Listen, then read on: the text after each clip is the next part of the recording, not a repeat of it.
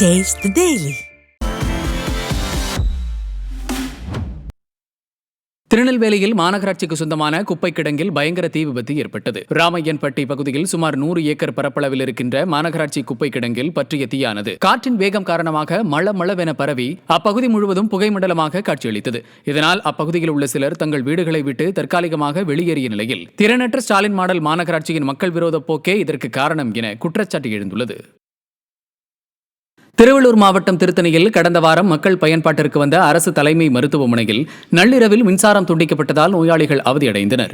45 கோடி ரூபாய் மதிப்பீட்டில் கட்டப்பட்ட மருத்துவமனையின் கட்டுமான பணிகள் நிறைவு பெறுவதற்கு முன்பே அவசரமாக திறந்து வைக்கப்பட்டது.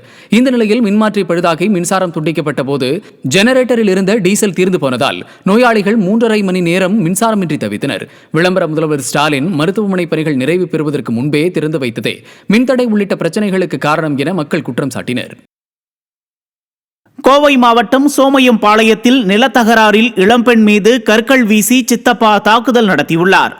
பொங்கியம்மாள் என்பவருக்கு சொந்தமான 10 சென்ட் நிலத்தை சித்தப்பா மகனான ரங்கநாதன் ஆக்கிரமிக்க முயன்றதை தடுக்க ஜேசிபி மூலம் கம்பிவேலி அமைக்க அவர் முயன்றார்.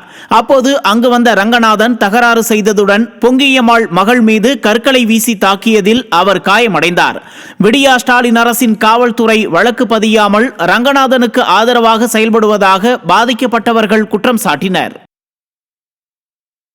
திருவள்ளூரில் சாலையில் நடந்து சென்ற மூதாட்டி மீது இன்டர்நெட் ஒயர் மாட்டி தூக்கி வீசப்பட்ட சிசிடிவி காட்சி வெளியாகி அதிர்ச்சியை ஏற்படுத்தியுள்ளது.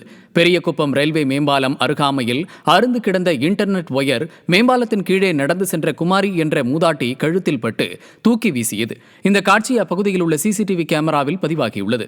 தலையில் பலத்த காயத்துடன் மூதாட்டி சென்னை மருத்துவமனையில் சிகிச்சை பெற்று வருகிறார். விடியா ஸ்டாலின் அரசு தனியார் நிறுவனத்திற்கு சட்டத்திற்கு புறம்பாக அனுமதி அளிப்பதன் காரணமாக அசம்பாவிதங்கள் நடப்பதாக பொதுமக்கள் குற்றம் சாட்டுகின்றனர்.